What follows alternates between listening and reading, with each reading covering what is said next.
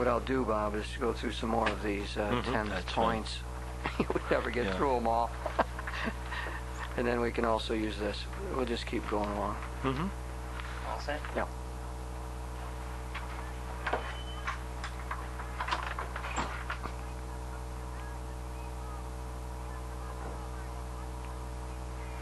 Well, Bob, I'd like to talk a little bit about a recent Supreme Court decision. It's the case of Missouri Attorney General William Webster versus Reproductive Health Services, a St. Louis abortion clinic. And I suppose that it will be known as the Webster decision.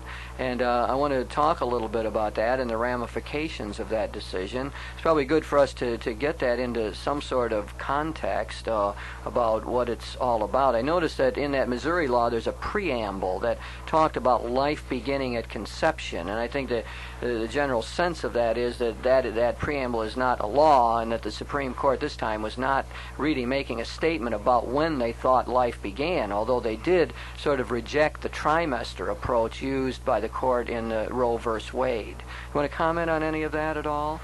Not particularly. I mean, I think that the only function of a preamble as a general rule, and it can vary from state to state, is that a preamble to a statute is not part of the law, and that it simply may afford some indication of the mind of the legislature, the legislative intent in the statute that follows. But insofar as it is then essentially a rhetorical statement, it would hardly be the kind of thing the court would address, and it's hardly the kind of thing from which anybody could draw any conclusions that would be binding on individual persons as such.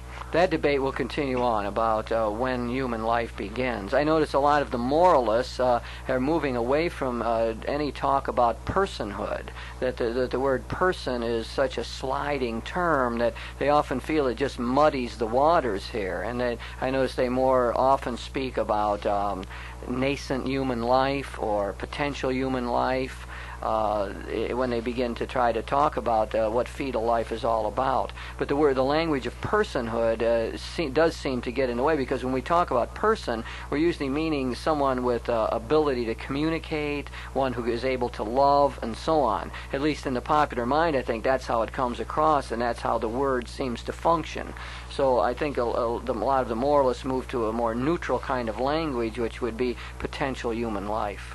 Yeah, I'm not sure I like that movement away from the use of personhood, because obviously the difficulty with regard to that thing is that you have a continuum of life that begins at the time of conception, or at least nidation, and goes on, if it's in favorable circumstances and undisturbed, all the way through what we recognize clearly as human life to death, and it may be 80 or 90 years later, and that at some point in that continuum we would very much object to the denial of the use of the word person.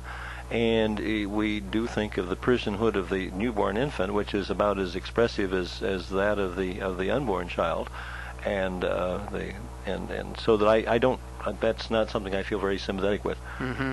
The other part of this, of the Missouri law, and that's what the Supreme Court does, right? They're looking at state laws, and they're trying to see if they believe that they're constitutional or not. Yeah, if they violate rights that guaranteed in questions of constitutional review, they're looking to see if the state laws infringe some constitutional right. Right, that's their function. Now, what the state law of Missouri said is something like this, that physicians must use medical tests to determine viability of fetus, that is, whether the fetus can live outside the womb or not. Whenever a woman who appears to be 20 weeks pregnant requests an abortion.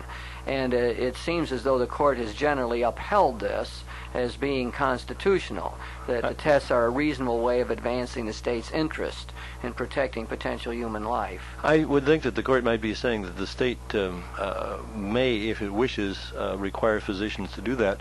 I haven't seen the decision yet. It was my understanding that the court left the decision to make those tests to the discretion of the physician, but I'm not sure. The physician would have to end up making that judgment. Whether or not the test was called for, yes. Yes. That's the impression I get in reading the news reports, too.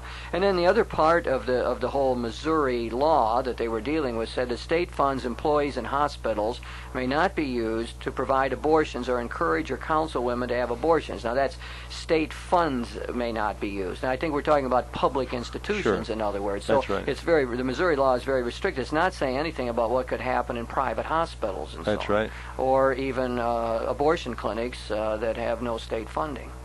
So it's very restricted. But the idea is, I guess, that the court is opening the door here to other states drawing up restrictive laws, and those eventually would probably go to the Supreme Court as well. Yes, I rather imagine they would. In other words, you say that as sort of with a weary look, that you think that this is going to happen, and we're going to continue getting cases like this. Well, they already took on cases. Yeah, well, there were a lot of ramifications of Roe versus Wade, and as a matter of fact, I don't think there's been a term of the court where some aspect or other of the whole large abortion issue has not been on the court's docket. Bob, what is going to happen now is we're going to get this debate carried on, I think, in the state legislatures, and hopefully that the ordinary citizen is going to be in on the debate and to try to do it intelligently and rationally, and without just using slogans and so on. And one of the things I'm borrowing here from Father Richard McCormick's what he called 10 rules for debate about abortion, and I want to just run a couple of these by you and see what sort of reactions they promote. One, he says, make sure you represent the other person's position fairly. Mm-hmm. Now, that's something that we always try to do in debate. And so that one of his points in exemplifying this, he says, don't say that a woman who hasn't had an abortion necessarily has no respect for nascent life. Because, in other words, be fair about it. Because you and I know, in dealing with women who are in this situation, in pastoral situations, that they very often are just torn, and it's a very difficult thing for them to manage. They're often not thinking clearly. There's all kind of pressures upon them, and so on. And so I think just to say that any woman who's had an abortion, and there are large numbers in our society, simply have no respect for incipient human life, it really is not fair. I mean, we know that. And so that would be one example of where we would perhaps fail to represent the other positions fairly. Yes, it seems to me that nobody can really espouse a pro-life position very well unless he or she does understand, in fact, why people do have abortions, why they feel driven to it. And that excludes the abortions that are done as a matter of convenience, which I think is something that most people would repudiate. But where you get a person who, because of a social situation, economic situation, the fear of bringing a severely deformed child to birth, things of that sort, cases where very often, were it not for the skill of modern obstetrics and gynecology, the child would be aborted naturally before term anyhow, and isn't now because of the quality of care. You take all of those things, the person who's in favor of pro-life has to understand why that woman feels compelled to have an abortion. Right, and very often that seems to be missing in the debate. I think what people often don't like about that really radical position is that they don't feel an empathy for the women who are in this situation. And I think the pro-life movement will be far more effective when they demonstrate that kind of empathy, and not just an empathy for the woman, but an understanding of the social situation, which often produces this need or felt need for an abortion. Sure, and on the other hand, I think it is equally important for the pro-choice people to understand what in heaven's name the pro-life people are upset about. I mean, to understand fully the foundations of that position, the respect for life, at least for nascent life in the womb, which explains why the pro-life people are so intensely committed to their cause. That's, again, what McCormick makes the point, that it really is not fair to say that pro-life people are simply involved in what he calls a total preoccupation with the status of the unborn.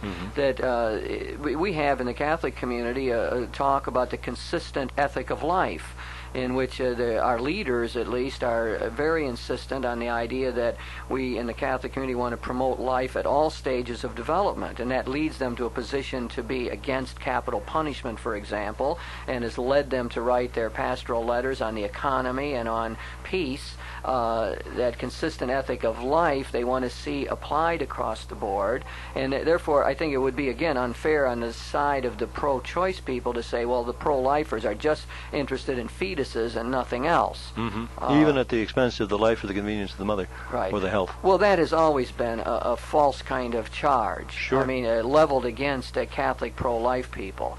That has never been the case. The example of the ectopic pregnancy or of the cancerous womb has always been an exemplification of that. There really is a general feeling. In fact, I heard it repeated on Nightline, and Ted Koppel himself said it, and there's few more knowledgeable people around, and he really did say something like that one night about, well, the Catholic position must favor the fetal life over the life of the mother. And that really has never been the Catholic position, and it's really unfair to characterize it that way. And the example I always use is that we've always had that idea, if a pregnant woman has a cancerous womb and it's diagnosed as such, that it is a legitimate, good, morally proper thing to do to have a hysterectomy, even though indirectly the fetus is going to be aborted and the nascent life is going to be killed.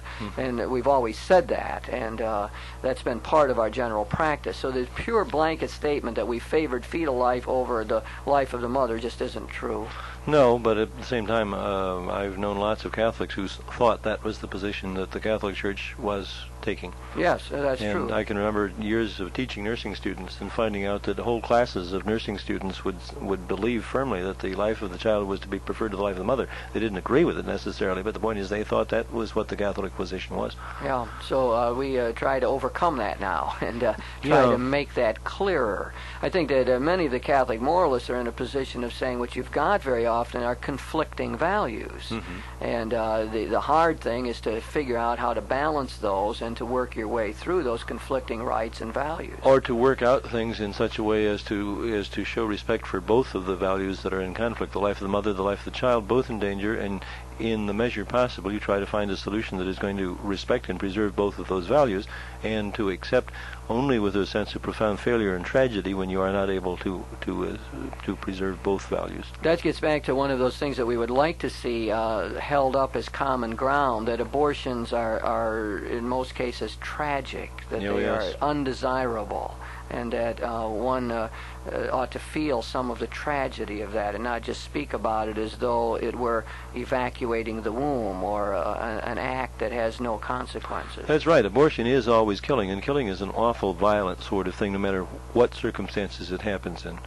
Here, let me try another one here to keep this debate civil and to try to help us to work this out in the years ahead. McCormick suggests that we distinguish the pairs right and wrong from good and bad. And so he says the discussion about abortion is about its objective moral rightness or wrongness.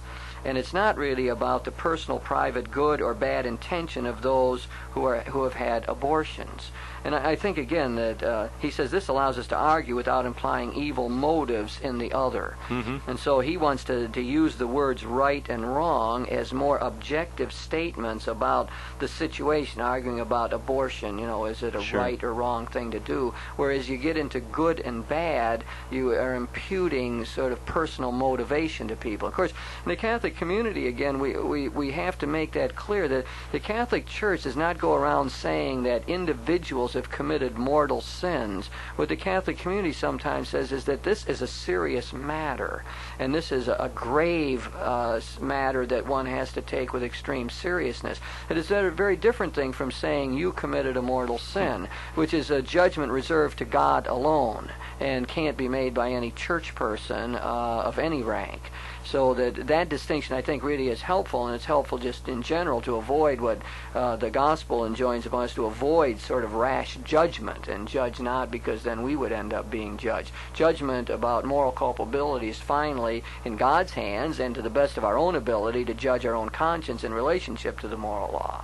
So I think that would, we're in there, right? I mean, we have to be part of this whole thing. God is the judge, but we have to end up making determinations about where we think we're at. But I can't do that to you and make a judgment about where you're at morally. That's right. So we're going to talk about the objective moral rightness or wrongness of abortion and get it out of this personal realm of imputing culpability to people. Yeah, it's a part of the whole ethical tradition of the West is that even though we sometimes don't see them, or if we see them, we don't really feel for a variety of reasons that we can subscribe to them, that there are objective answers, and that the right answer may vary from one situation to the other depending on the situation. Our whole tradition has been to the contrary, that even if we can't not always see them or achieve them in practice, there still are objectively right answers. Right, and we've talked about that in terms of the natural law. Sure. In the Catholic tradition, natural law has often been sort of misused. It's become almost a biological understanding. But at its best, the natural law has always claimed that there is an intelligible structure in reality put there by the Creator, and that the human mind is able to understand that intelligible structure. Or at least to pursue it with a measure of success. That's yes. right, yeah. Not to get it totally in order, but we're able to conform our mind to that objective structure, and that's what we've commonly called truth. And I think there really is something valuable in that Catholic understanding of natural law and this whole debate that we have to hang on to and keep in front of ourselves. That's right, that's right. And I think that's one of the things that comes out in the quarrel about the role of sex education, for example, in dealing with this whole large area of which abortion is a part. And that is that while no doubt a large part of the business of being morally good is a matter of goodwill and firmness of will, nonetheless, knowledge to begin with is an indispensable foundation, and people are going to be hopelessly muddled, I think, very often when they come to concrete decisions they have to make without having that context of understanding, at least, of what values are caught up in it. I'm afraid that very often, as you suggested, as the abortion debate has gone on since Roe versus Wade, that people have been pushed to one extreme or the other, and they become single aspect of single issue people, which is, I think, profoundly unhealthy. Let's try to follow up on that, Bob, and one of the things we would want to try to identify in the whole thing is what is the core issue. Now, it looks to me like you've got two different ideas going here. On the pro-choice side, the core issue is seen as one of freedom and rights. It's as though the people have a great sense of the Enlightenment tradition, that gradually we've moved along and said we have to ensure people have their rights, and we got to make sure that people are not discriminated against and so on. And here we have women in our society who are often put down or second class. They're the ones who carry the pregnancy. And so the debate is framed in terms of the woman's right vis-a-vis the state, which is going to come in and invade her privacy. I think that is the way the pro-choice people, when they try to work it out, that's how they frame the debate. As someone has said, it's a two-party debate. It's the state and the pregnant woman. And, of course, in that debate, what they want to do is come down on the side of saying, well, the pregnant woman has rights. You don't want the state interfering in all of that. On the other hand, it seems to me the pro-life position sees the equation, the moral equation, in broader terms. It says it's not just the woman and the state. What you've got is the rights of women, value of and you got a lot of empathy for them, and they're the ones who are carrying the child and are open to social ridicule and problems and so on. But then you also must factor in the rights of the fetal life. The fetus has rights as well. And then you ought to think about the rights of the father. He ought to be in the moral equation. And then there's the general broad concerns of the society as a whole that have to be factored in. So it seems to me the Catholic contribution to all of this debate is to say that the framing of the question simply in terms of state and women's right to privacy is too narrow a way to frame it. That we have to frame the question in terms of these larger issues and the rights of the fetus, the mother, the father, and the concerns of the state as a whole. And that's where you really get your difference. What is the core issue? And how do you frame the question? And I think it's good, at least in my mind, to clarify that. I find that helpful to keep in mind. That's why we keep coming up with different answers. We get different answers because the question is different. So we got to somehow begin to talk about what's the proper way to frame the question. Oh, yes, and the answer is going to depend a lot on the way the question is framed. I think that's true. Catholic social thought, in its development in modern times in Europe, has always stressed the idea that there are between the individual person and the state a variety of other social structures, that the state itself is not all-encompassing, but rather there are, quite independently of the state, other structures within society, and those structures represent for each of us a whole complex both of expectations that we have of others and of responsibilities that we have toward others. That there are other people beside the state that can come and ask us why we have done what we have done, and there are other people besides the state to whom we should perfectly rightly go for help when we need something in return. We should keep that traditional Catholic distinction in mind between the state and society, don't you think? You're a great teacher and our mentor, or John Courtney Murray, I don't know if I used the right word there, but a person I know you have great respect for, drew that distinction out of the long Catholic tradition, and I find it to be helpful very often. To say society is not the same as saying state. That's right. We say state, we think government. When we think society, we think the whole social body, and with its many actors and its many various communities. Sure. And that's a tremendously important decision, because most of the really important things in our life are in the area of society that is not covered by the state. The state is one segment of a large pie, but you think of the family, you think of the neighborhood, you think of the local community, you think of the economic communities to which we belong. A whole variety of things have a great deal to do with the quality of our lives. But I think we're moving a little bit away perhaps from the abortion issue when we talk about that. It is simply, I think, to get back to that point, that on the one hand, the legitimate claim of the individual to be free of interference by the state or by others must be balanced by the consideration of the legitimate claims that we human beings have upon one another. Yes, by all means. I think that one way of saying it is that the pro-life people, and I think what I consider to be the general Catholic position, says that fetal life must be brought within the pale of those who are protected by the law. Mm-hmm. That they must be seen as members of the human community, and yes, that is the core issue. Is fetal life, the nascent human life, to be protected by the law, and is someone going to speak for the unborn life, or are we going to set them aside as not being governed by the general laws of respect for life? Mm-hmm. And I think that is the sort of the thrust of what we're trying to accomplish, I think, within the Catholic community, is get them included in the moral equation. Don't simply rule them out. Yes, I think to many pro-lifers it seems that the people who are pro-choice, to use those shorthand terms, simply are not willing to take into account that there is any other consideration beside the consideration that the woman herself may want to take. Bob, here's another thing that we might keep in mind here about if we're going to have a civil debate and eventually solve this whole vexing problem of abortion, is that McCormick suggests that we try to be open and be self-critical about our own positions, that we are willing to admit difficulties and weaknesses in our own position as we try to argue it. And I think that's always a good rule for dialogue. We need to be self-critical so we don't just come across as having all the answers and not being able to improve. He says, he gives some example. He says, some people would simply say that one group cannot impose their views on another group in this society. Mm-hmm. And he says that the problem with just that simple position is that, but what if the other group thinks that what's happening really is the killing of human life? Then then the position becomes more complex. You can't say to them, well, just, let us do it, and you don't have to have abortions if you don't want to. That's your private business.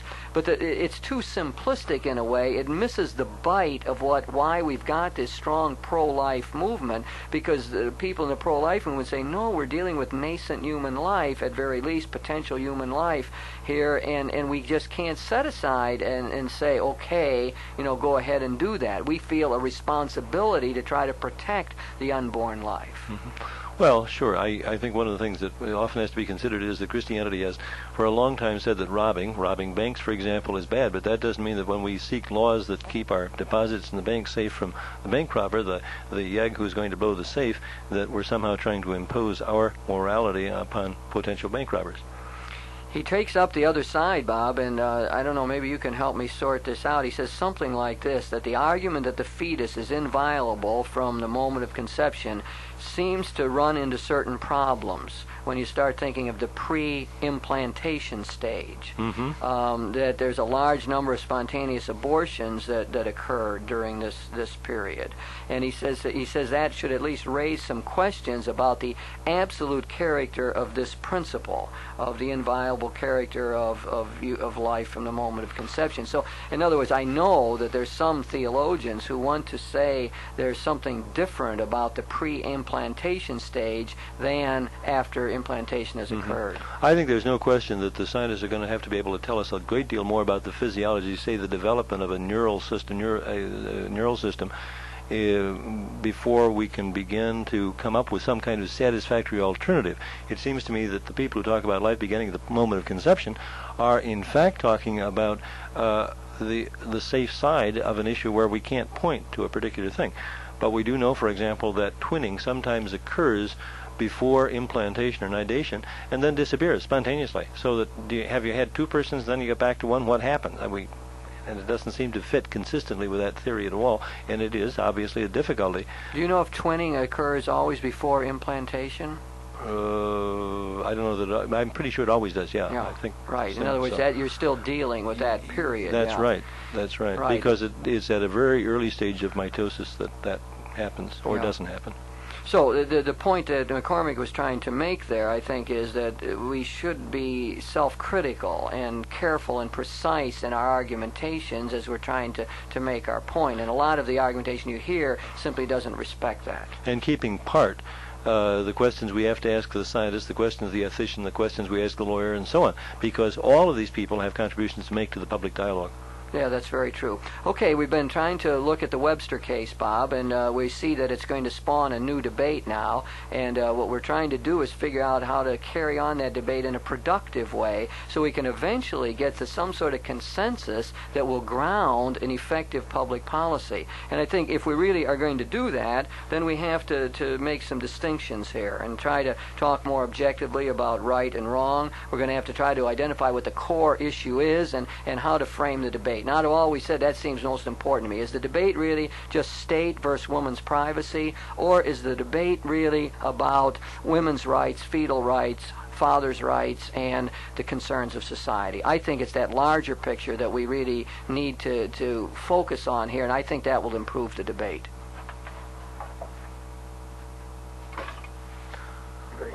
I'm going to get my cigarette. Will you stay You here holding to make up sure all nobody right? walks off with my wallet? Yes, I will. Okay. Yes, I'm holding up fine. Well, I think we got a little offside track on that. I don't think so. Yeah, maybe a little. I knew where I was. Well, I did too, but I